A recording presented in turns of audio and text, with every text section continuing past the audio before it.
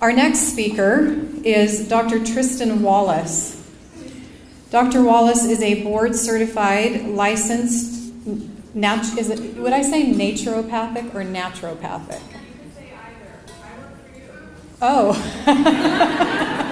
All right then.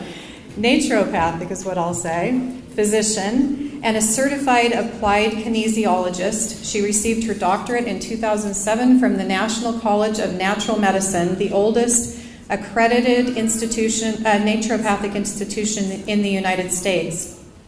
There, her naturopathic education was grounded in traditional medicine by her mentorship with Dr. Judy Peabody, whose integrity and service was honored by Portland City Commissioner Sam Adams for outstanding community service in 3 community clinics.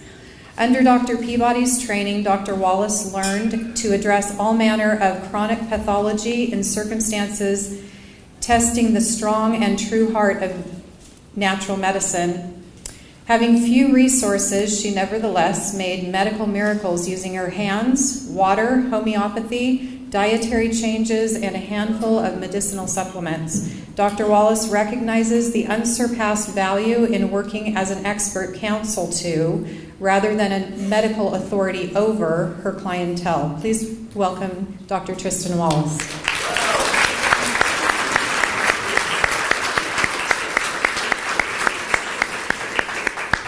So I wanted to give you guys some immune secrets that you may not already know. So the reason I wanted to present this to you is because I thought it's a very informed audience to present this information to, but there may be a couple of things that surprised you like they surprised me when I learned this information, and it's something that you can walk out the door with today and apply safely and feel good about. So I'm Dr. Tristin Wallace, and I have a little tiny clinic in Draper, Utah, which is a naturopathic clinic, and that's our address. Could you raise your hand if you know who these people are? Awesome. Anybody else? Okay, great, okay. So, yes, yeah, okay, so there's a couple people who do know. So there was a worldwide study done years ago, and you could take much from the study. I decided to entitle it A Worldwide Study of Human Immunity. And who you see here in these pictures are indigenous people with a research guide. And these people were studied in their historic natural settings. So the guide with the tall man, these are members of the Maasai tribe, and they illustrate the splendid nutrition provided by the diet that they have of mostly cattle. And the chief is beside the guide, and notice the chief is well over 6 feet tall. So when these researchers went out to study, these are dedicated researchers. They left their comfy homes and they went out into the wilds of 16 different indigenous cultures all over the earth. And they embarked into these primitive cultures. They're hoping to find among natural humanity insight because of the infectious and degenerative diseases of civilization. But in their own minds, they were modern, Western, scientific, educated, and they were benefactors of the most advanced societies ever known on Earth. So these researchers indeed found many of the answers that they sought. Here pictured is another one of the team members. This is the wife of the author of the study, so she's responsible for a lot of the good relations with the different indigenous tribe members and also a lot of the write-up of this research. So you see her there with the pygmies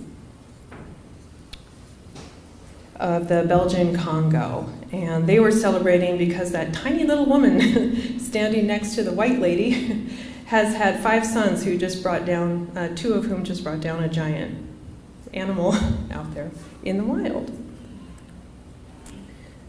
So from this very extensive study on human immunity among indigenous people, we actually can still reference demonstrated traits of healthy human immunity. And I wanted to emphasize these because I want us to think about how healthy are we in light of what we've all been through.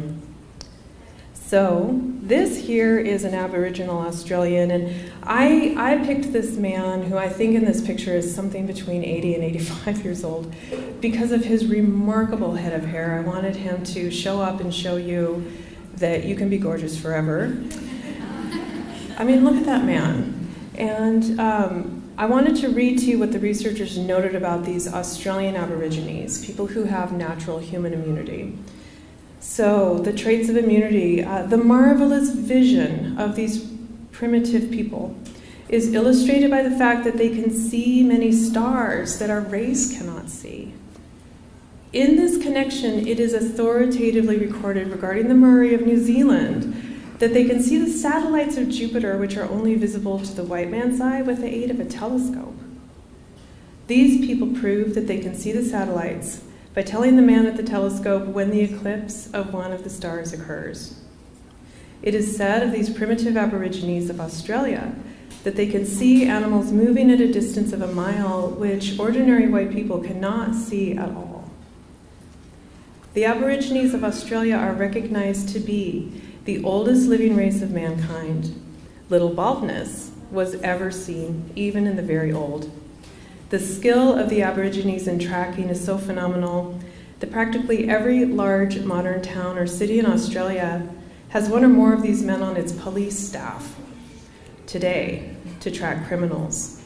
For weeks, they carry detailed information about the characteristics of the prisoner's foot across the desert, and when they come across the man's footprint, they recognize it, among all the others in the same path. Every leaf that is turned over or grain of sand on bare rocks has meaning for them. So the observations that these researchers made about traits in human immunity were surprising.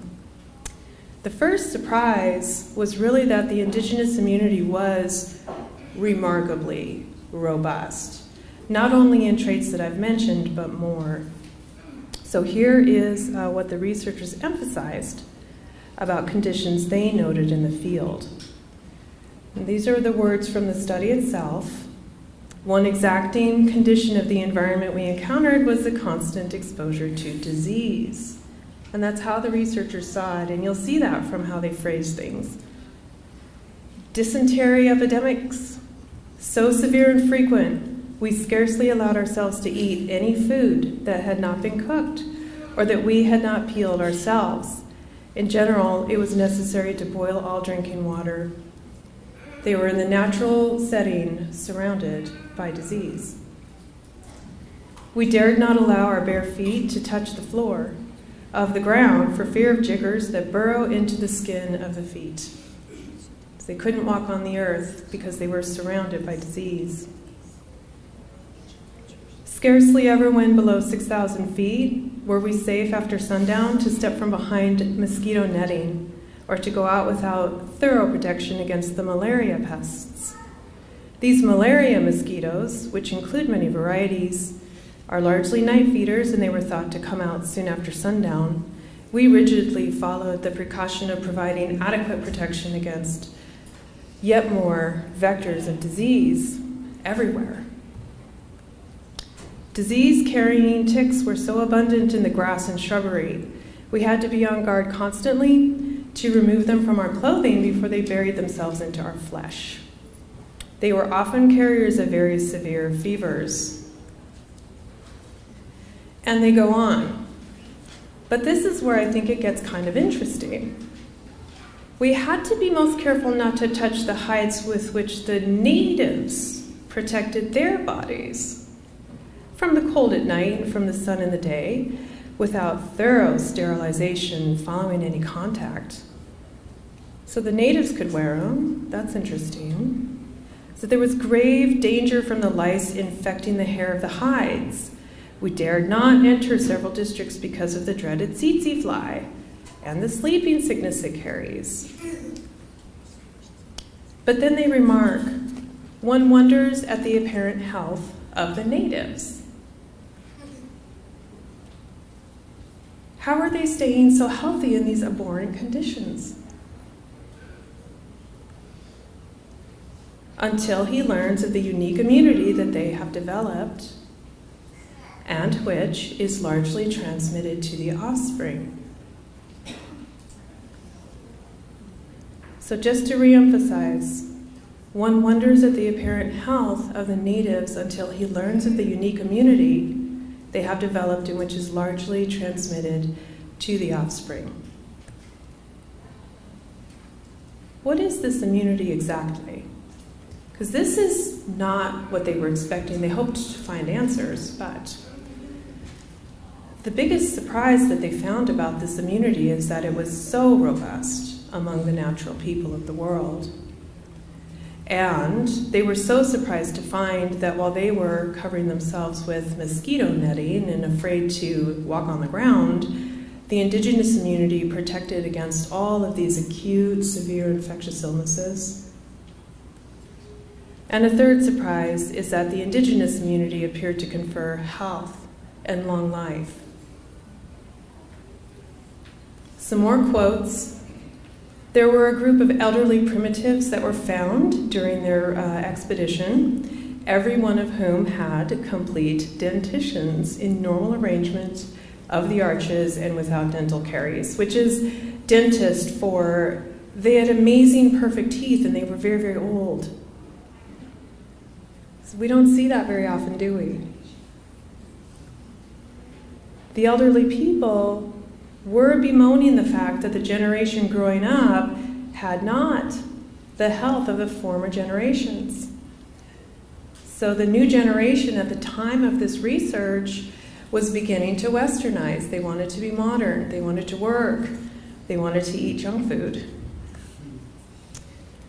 The doctor in Kenya assured me that in several years of service among the primitive people of that district, he had observed they did not suffer from appendicitis, gallbladder trouble, cystitis, duodenal ulcer, common ailments that these researchers had observed in Western civilization. Malignancy was also very rare among the primitives, and this is one of my favorites. So the grandfather on the Isle of Skye was a product of the old regime. At 80 years of age, he was carrying the harvest from the fields on his back when I stopped him to take his picture. He was typical of the stalwart native product. So the indigenous immunity appeared to confer health and long life, or at least be associated with it. We don't want to make any crazy claims. These surprising findings informed the Western researchers that natural robust immunity protects against infectious and degenerative disease. So I call this man the happy man. And the researchers write about him specifically. The reward of obeying nature's laws of nutrition is illustrated in this West Nile tribe in the Belgian Congo. Note the breadth of the dental arches and the finely proportioned features. Their bodies are as well built as their heads, and exceedingly few teeth have been attacked by dental caries while on their native foods. So tooth health was a big indicator to this particular researcher as to overall bodily health, in part because he was a dentist. So healthy immunity is something humans can be born with, and it accompanies a high quality of life. And what I thought we would all be interested in here is, can I have this? Can I be this healthy? Can I be anything like this healthy? So knowing this, we might now ask, is this the kind of naturally inborn health that we might all hope for and for our children? And if so, what can you do as a citizen of modern Western civilization to ensure your own robust immune health? Are there any secrets that you can learn about your own immunity? And are there any actions you can take to benefit your own health and resilience? So, there are. And I'd like to show you something, but first I want to give you an overview of some of the inner workings of the immune system. It's a little 2-minute movie. There are two major classes of lymphocytes involved with specific defenses, B cells and T cells. Immature T cells are produced in the bone marrow, but they subsequently migrate to the thymus, where they mature and develop the ability to recognize specific antigens. T cells are responsible for cell-mediated immunity. B cells, which mature in the bone marrow, are responsible for antibody-mediated immunity. The cell-mediated response begins when a pathogen is engulfed by an antigen-presenting cell, in this case, a macrophage. After the microbe is broken down by lysosomal enzymes, antigenic fragments are displayed with MHC molecules on the surface of the macrophage. T cells recognize the combination of the MHC molecule and an antigenic fragment, and are activated to multiply rapidly into an army of specialized T cells. One member of this army is the cytotoxic T cell. Cytotoxic T cells recognize and destroy foreign cells and tissues or virus-infected cells. Another T cell is the memory cytotoxic T lymphocyte, which remains in reserve in the body. If sometime in the future, these T cells re-encounter this specific antigen, they will rapidly differentiate into cytotoxic T cells, providing a speedy and effective defense. Helper T cells coordinate specific and non-specific defenses, in large part by releasing chemicals that stimulate T cell and B cell growth and differentiation. Suppressor T cells inhibit the immune response so that it ends when the infection has been controlled, whereas the number of helper T cells increases almost at once. The number of suppressor T cells increases slowly, allowing time for an effective first response. The reason I wanted to show you that is because we're in remembrance of the immunity that the natives enjoyed naturally, which was a diet and a lifestyle, failure to ingest and inject incredibly toxic substances. So the question really is, can we get back to that? Because I think that very few of us do know anybody as healthy as, say, the old Aboriginal man who can see Jupiter's moons eclipsing. I'm sorry. We just don't encounter this. And so what can we do? So we want to look at the immune system, possibly, to help guide us as to what we might do. Great. So you guys, we just saw B cells. Do you remember who they were? Bone marrow cells. And what do they do? Do they do anything important? I'm listening, but I don't hear. They make antibodies. Have you heard of antibodies? Okay, so antibodies are very, very great. And so if you have antibodies against a pathogen, it means that the antibodies can bind to that pathogen and cause it to be no longer dangerous to you. But the antibodies can also bind to the pathogen and signal for the rest of the immune system to cooperate in viciously tearing it apart, which is kind of exciting. And antibodies are what we can pass along if we have natural immunity. So we saw antigen-presenting cells. Do you remember those guys?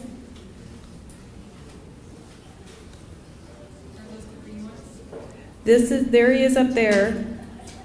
And what he's doing, I decided they're all boys. What this cell is doing is he's going to engulf a pathogen. And he's going to break it all down, tear it to pieces, and display a little flag of it on the surface of the antigen-presenting cell. So they're kind of like warriors, like vicious warriors, these cells. So they engulf and destroy, and then they display the pathogenic antigens. Those are the antigen-presenting cells. And we talked about T cells. So you've heard of T cells? Okay. So there's all kinds of different T cells. And I think it's kind of nice to just go over which T cell is what just briefly again.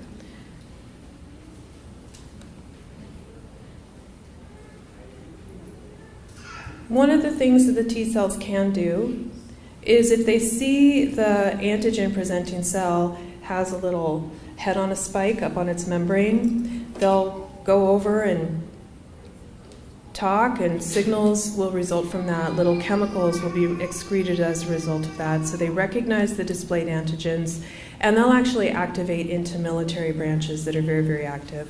So if you remember, you saw them dividing in the video. They're activating into actually an army of cells.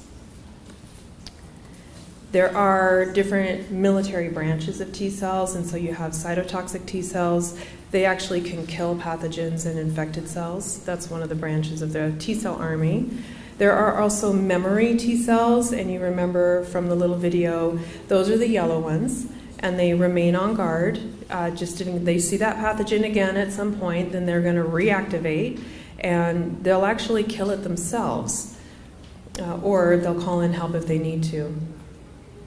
And then we talked about helper T cells in that video also. Those are the ones that release chemicals to coordinate with other defense systems. So keep in mind that everything we're talking about here that these cells do is signaled by chemical signals. And the chemical signals I often will refer to as cytokines, because that's how we studied them 100 years ago in school. And so if you hear me say cytokines, I mean the chemicals that coordinate these immune cells to do all these fabulous immune functions. At the end, they talked about the suppressor T cells. And the suppressor T cells, they were the ones that don't come out right away. They kind of come out a little more slowly. And so you don't get a lot of suppressor T cells until the end of the infection when it's over, and their job is to calm everybody down. Move along, nothing to see here. So they signal immune suppression once the attack is over. So that is an outline of some pretty close-in details of a functioning immune system, and let's see, how do you measure up? So here's our happy man again from the Nile. Do you and those you love feel secure knowing you have healthy, natural, and robust immunity? Some of you do. Do you expect to enjoy greater certainty about your ability to overcome infections and look forward to gracefully aging? Is that your expectation? I got a couple of yeps. Yep, I do.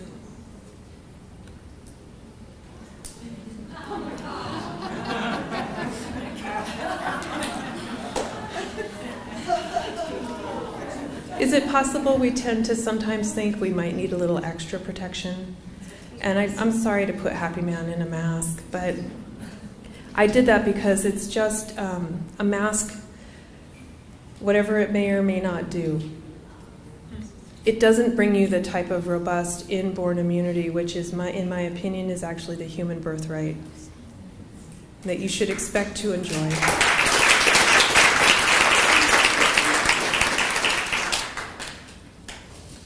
So let me take that mask off. Is there a way to know for sure whether you have natural robust immunity? So if you're wondering, after generations of substandard diet, substandard nutrition, and medical interventions that unfortunately have proven to be perhaps more costly than was disclosed to us going in, what do we do? How do we know whether we have natural robust immunity? And if you don't have natural robust immunity, are there ways you can improve on what you do have? Yes, there are. So this is, I call her the earrings girl. She's a Maasai.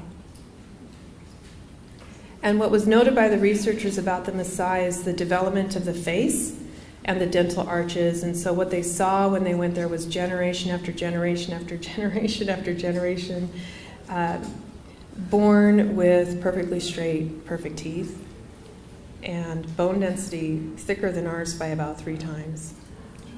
So they had dentists, but it was for the cows. So there are things that we can do to try to recover our birthright if we feel that we don't have it. And one thing to start with is measuring the immune system function. So I'm going to show you a test that shows us exactly what we want to know. And this test is by the RGCC, or Research Genetic Cancer Center, which is located in Greece. And have you heard of the RGCC? Okay. So the RGCC is a remarkable facility doing very advanced unbelievably cool stuff. And this is one of the things that they do. It's called the Immune Frame Test. And you can measure your immune system function using this test, which shows a balance between immune activation and immune suppression. So you're going to see some familiar characters when you look at this test. Are you ready? Okay. I did say there was going to be a test. We're looking to balance, and so let's see what we have. B cells. Remember B cells? They make antibodies. We have antigen-presenting cells, and we can test their function. You remember those guys? They engulf and destroy and display the pathogenic antigen.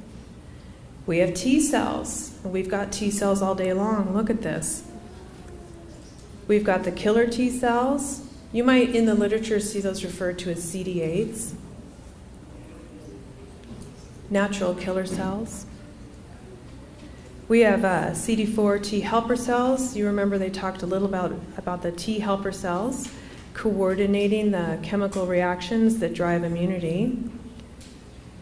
And they even break them down into these departments of Th1, Th2, and Th3, because different T helper cells do have different roles to play in the immune system.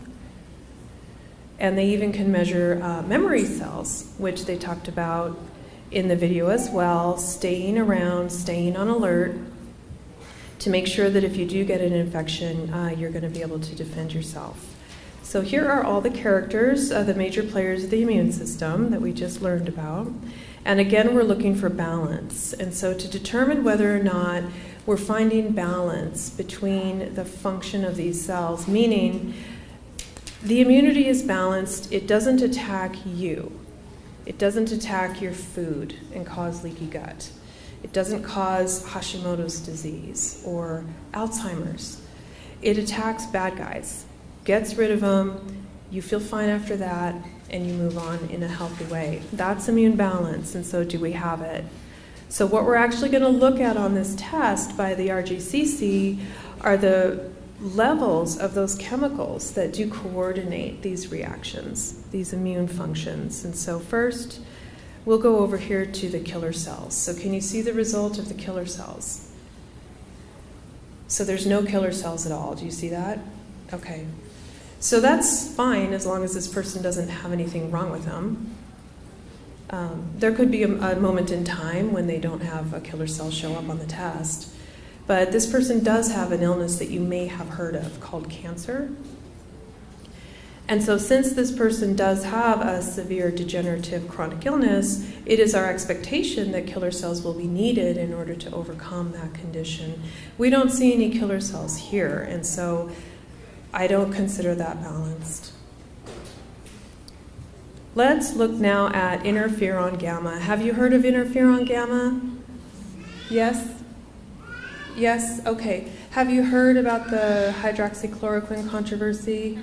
Yes, you are my people.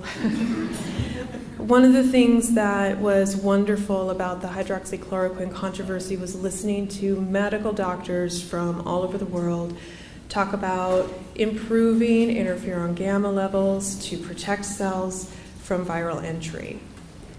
And so you'll remember interferon gamma is something that we think of as a friendly protector. The Th1s produce interferon gamma. And we do see some interferon gamma here, so since this person does have a chronic illness, we're going to want them to be able to protect their cells. So it's good that they have interferon gamma. They have about 5 or 6 interferon gammas.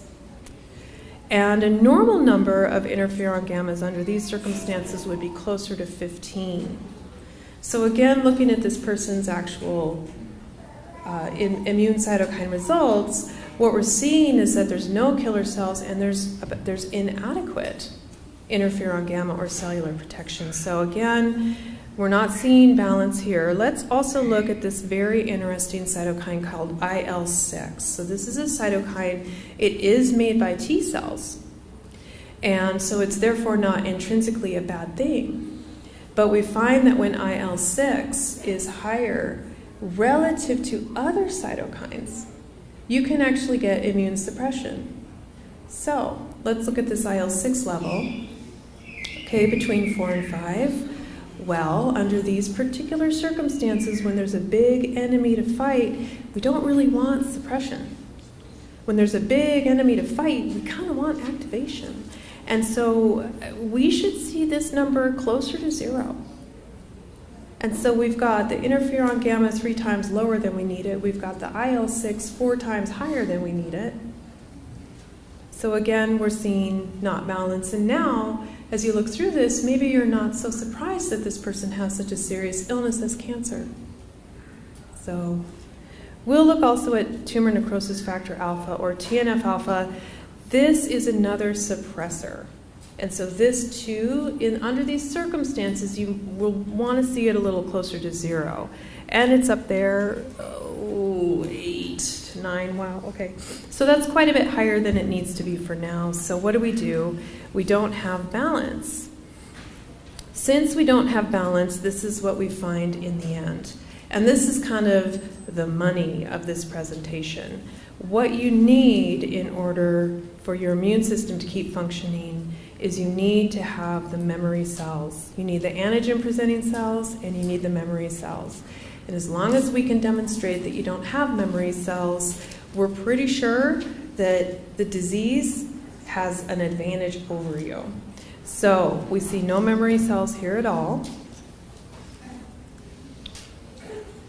And so I just want to ask you, and this was to make sure that I made sense so far, what might you be experiencing in your health if these chemicals, IL-6 and TNF-alpha, are chronically elevated?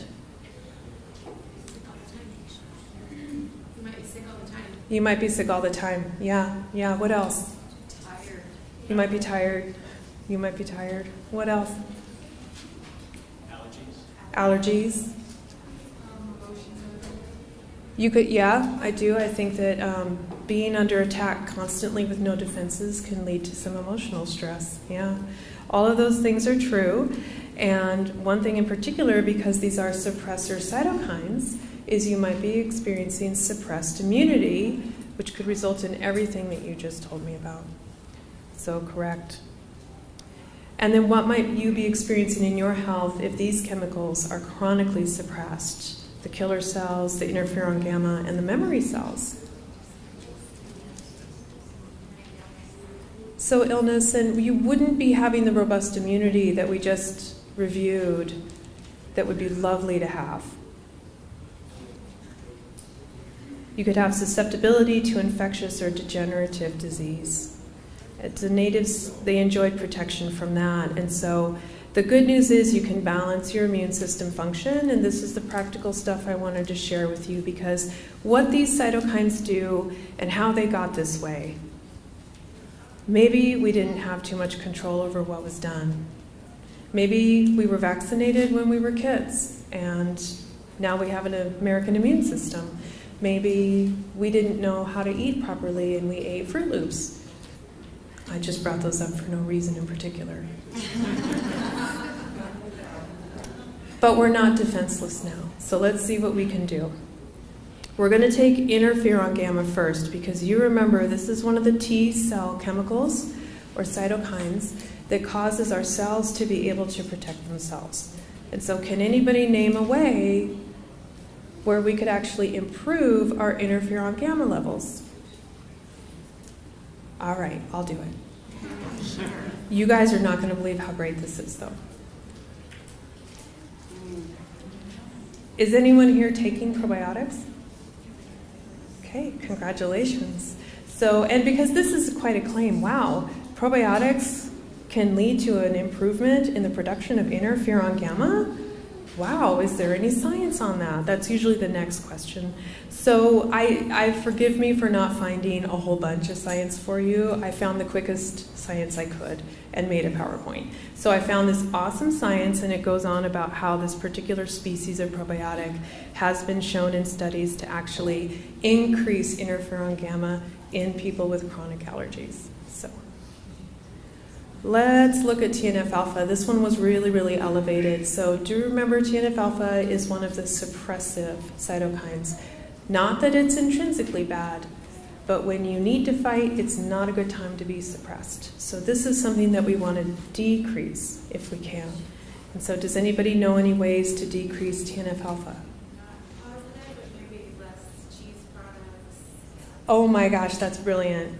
So in the event that you were from a lineage that can digest dairy, or you were otherwise blessed to digest dairy, and you were going to eat clean dairy products, you actually might not get inflammation from that. It could be a good nourishing food. However, the larger point that I think you speak to is the fact that eating foods that don't inflame you can lead to an improvement in immune balance, and I 100% agree, and I think that's fabulous. Yeah. So she's correct. If you eat a diet that is non-inflammatory for you, and they tend to be pretty individual, then you can expect better immune balance. And so there was something else that I hoped you could maybe buy and throw in a cup. And so I wanted to talk to you about ashwagandha. Does anybody know about this? You all know about ashwagandha. Okay, great.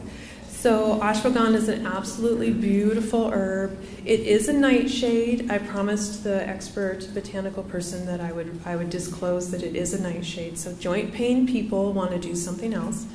But yeah, ashwagandha, absolutely beautiful. I found this absolutely beautiful picture of ashwagandha on a website that is not my website. And so to be fair, I put their link at the end so you can go click. They've got wonderful information about ashwagandha on their website. And a little bit of science to go with it. Now, there are plant extracts inside of herbs that we give names to, and one of the plant extracts inside ashwagandha that's active is called the withanolide. And so this little scientific article is from 2016, and what they did is they extracted the withanolides and they studied what do they do in terms of influence on cytokines. And if you look at the slide carefully, you're going to notice that ashwagandha does depress the expression of that TNF-alpha that we're trying to lower. But it also will do other things. If you read carefully on this slide, you'll notice that, say at the bottom, it can actually downregulate the TNF-alpha and the IL-6 and the interferon gamma. And so it has the ability to reduce interferon gamma, but earlier weren't we just trying to increase interferon gamma? So, oh no, does that mean we don't take ashwagandha? So don't worry, because herbs are smart. Yep, herbs are smart, and they taught us that, you know, in botanical studies, that herbs will tend to nourish the areas of the body requiring nourishment, and they will tend to lower areas of the body that require that lowering for our better health. So there's some sort of a cooperative relationship between the human body and herbs. It's almost as though the whole thing was by some sort of intelligent design. And these are the authors of this study, which is really quite a nice study. So if you want that information, I think you'll be able to get it. So you can balance your immune system function with those. And let's also look at IL-6. And so IL-6 is very suppressive. And when IL-6 is elevated in these immune frame tests, we do tend to see a failure of the cells to develop memory. And we also notice at the top of the test that there's nothing happening in the B cell department at all. It's been zero results the whole time. So IL-6, I say clean up on IL-6 because we need to reduce this. So how are we going to do that? Does anybody know a way? Awesome. Okay, so I have news for you that's new to you. So ozone. So who uses home ozone? Okay, we've got some home ozone users. Good job.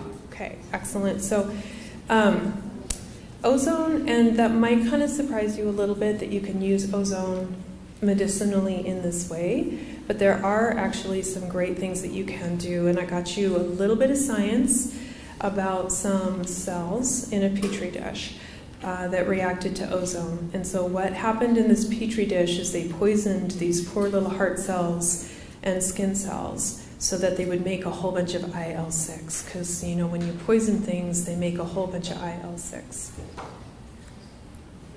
And then they subjected it to ozone, which radically reduced the production of IL-6.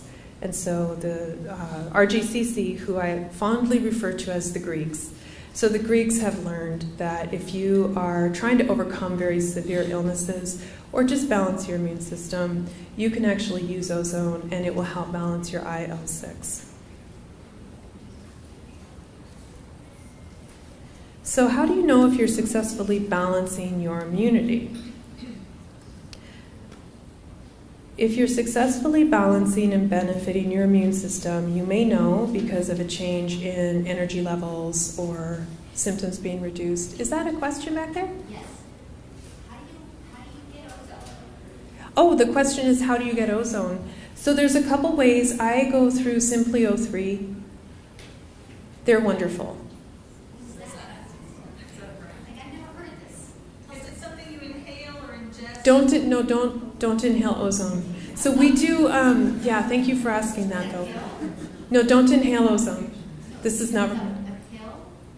no, not a pill. So ozone is a gas, and you can make ozone by being very mean to oxygen. So, oh wow. So when lightning strikes and it's a stormy day, you'll smell ozone, right? Okay, so oxygen interacted with the lightning and it got split. It doesn't stay ozone long, but it has that definite smell because it's not oxygen anymore, which is O2, it's O3 now. So in order to make ozone, you want an ozone generator, like a little unit that makes mini lightnings, nothing big. And then you'll need an oxygen tank. So we have ozone at the clinic that we can kind of give you to administer for yourself. And there's a lot of information about how to do it. So if I send you to Simply O3, they should take you from there. They're awesome. So we're going to check and see if we have balanced our immune system by monitoring our immune system function. And I wanted to show you how amazing it is to even just nudge these values a little bit by your own actions. So this is one of the patients that I've worked with. On the left-hand side of the screen, you see the February results. And this should look pretty familiar to you by now. We've got no B-cell activity. We've got no memory whatsoever. We've got 1 to 2 interferon gamma level when we want 15. We've got IL-6 in here. Okay, about 4 times higher than we wanted. TNF-alpha, 2.5 times higher than we wanted. So we know what we need to do. And so we've done what we needed to do and come back to test again in August of 2020. And here's what we find. The interferon gamma did actually reduce. I'm sorry, the interferon gamma increased.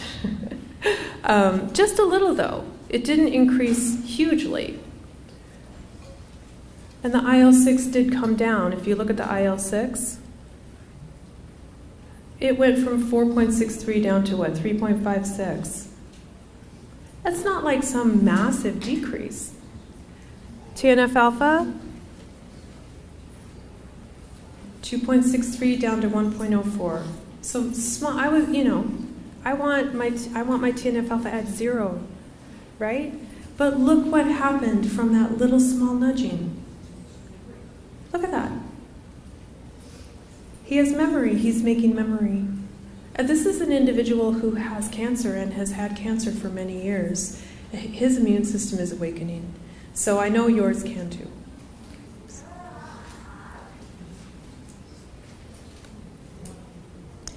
All right, any other questions? So I've been studying up on cytokine storms, and I'm curious, is that because suppressor T cells are not doing their job? It could be. I actually would want to see a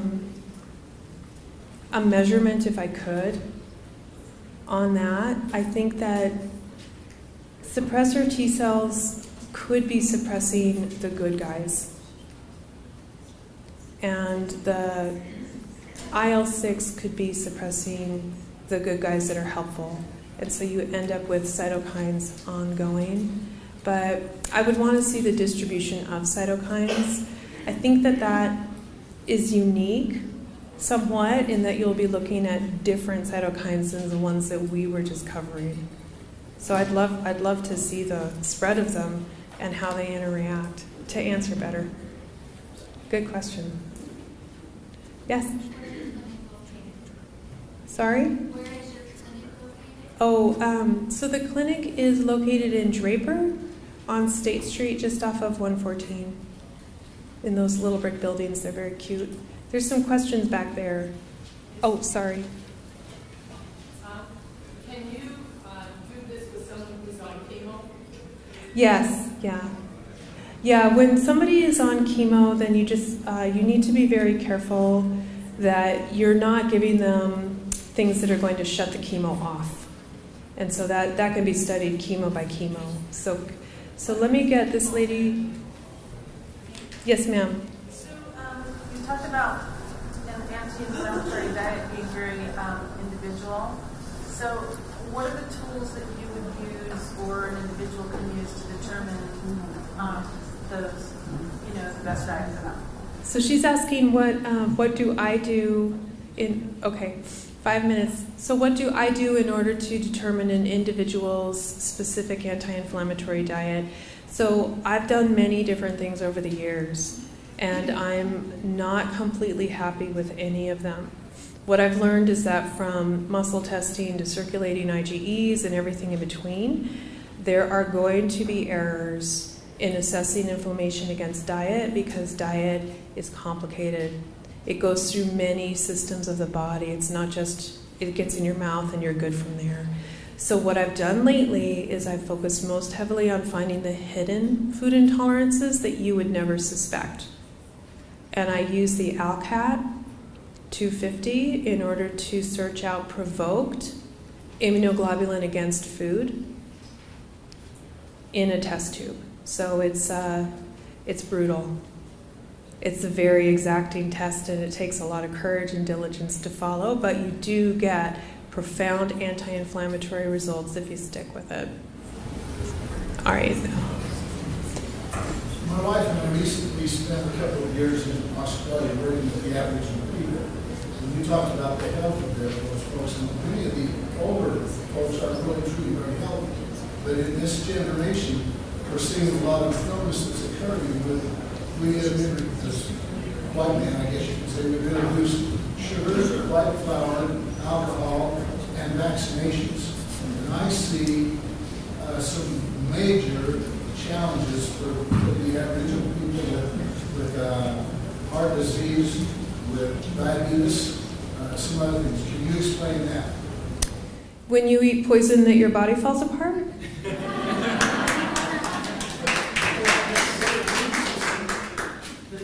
Oh, say again. Say that again for me, please. They have this great immune system. Can it be destroyed in one generation? Interestingly, if you read this whole entire research project that I was telling you about, it was devastated in one generation. And so if you also, for example, a 96-year-old grandmother of a tribe was actually taking care of a 6-year-old who came back from their Western home where they'd been eating Western food and exposed to the Western lifestyle, and the 6-year-old did not have immune balance and fell ill with tuberculosis. So they brought her home to the village and nursed her. The 96-year-old grandmother nursed her. So this woman looked like a stick of leather, okay? But she nursed a 6-year-old with TB. The 6-year-old died, and the 96-year-old never got sick. So those are the facts. So, all right, I got one there. Just quickly, and this might not be quick at all. What instead of ashwagandha goes Western cannot? Oh, I haven't. Yeah, there are several natural options of things that can reduce TNF alpha. So off the top of my head, I think I'm safe if I throw out curcumin and tart cherry juice. And I wouldn't want to say marijuana